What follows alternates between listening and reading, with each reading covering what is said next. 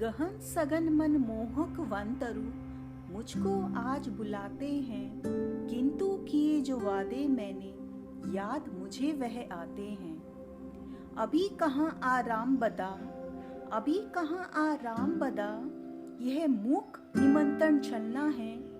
अरे अभी सोने से पहले मुझको मीलों चलना है। अरे अभी सोने से पहले मुझको मीलों चलना है। A very impressive Hindi translation of Robert Frost's poem by a legendary poet, Harivansh Rai Bachchan. Yes, the most famous and inspirational lines. The woods are lovely, dark and deep, but I have promises to keep, and miles to go before I sleep, and miles to go before I sleep. Which motivates us in our life and remind us to constantly continue adhering to our duties. As the late Prime Minister Pandit Jawaharlal Nehru kept a poem close to him and he used to read it daily, which inspired and reminded him of the service to humanity and social responsibilities. Hi and welcome back to my podcast Sushma Says. Have you ever wanted to escape from the world for a while? Perhaps to watch some woods filled up with the snow.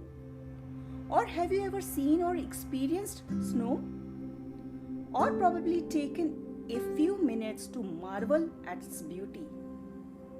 Possibly you were drawn to this element of nature that is at once soothing to look at and dark in its association with cold, winter, and the silence of nature. In literature, the seasons of nature are often used to explore the relationship between life and death. This poem, Stopping by Woods on a Snowing Evening, captures this pull between life and death, man and nature.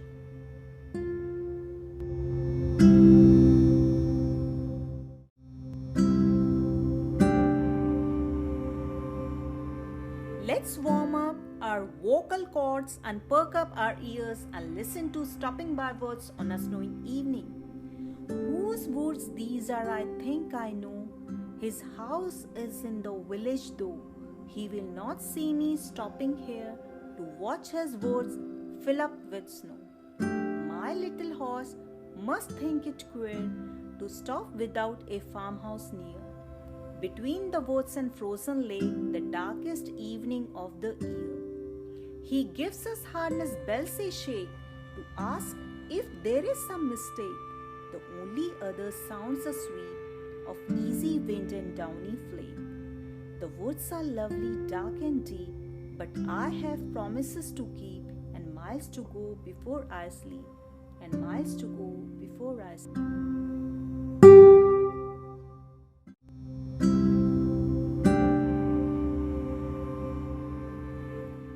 Stopping by Woods on a Snowing Evening was written by American poet Robert Frost in 1922 and published in 1923 as part of his collection New Hampshire. The poem is told from the perspective of a traveler who stops to watch the snowfall in the forest, and in doing so, it reflects on both nature and society. The speaker in the poem is traveling at night through the snow and pauses with his horse near the woods by a neighbor's house to watch the snow falling around him. The traveler says, I believe I know the honor of these woods.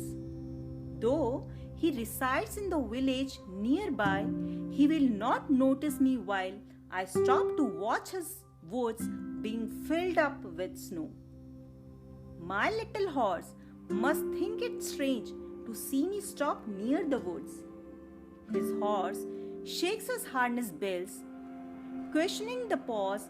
Perhaps this place is not on their usual route, or he is curious that there does not appear to be farmhouse nearby. From the woods to the lake, the water is frozen and it is the darkest evening of the year. His horse shakes his harness bells to ask me if there is any mistake. there is no other sound to be heard here except the sound of the gentle wind and the soft snowflakes. No doubt, the woods are very dark and thick. They are charming and tempting to explore. He continues to stand near the woods, attracted by the deep dark silence of his surroundings. He feels compelled to move further into the snowy woods, but he ultimately decides to continue. But I have to keep my promises and fulfill my obligations. Robert Frost is completely overwhelmed by the beauty of the sight. He wishes to stop here for some time and contemplate upon the sight, but the unseen owner of the woods as well as his horse force him to move ahead.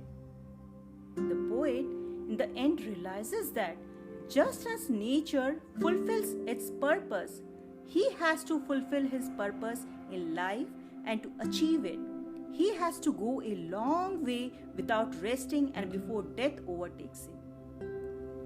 Sushma says, "Let the beauty in these words be absorbed and enjoyed." Till then, goodbye and see you soon.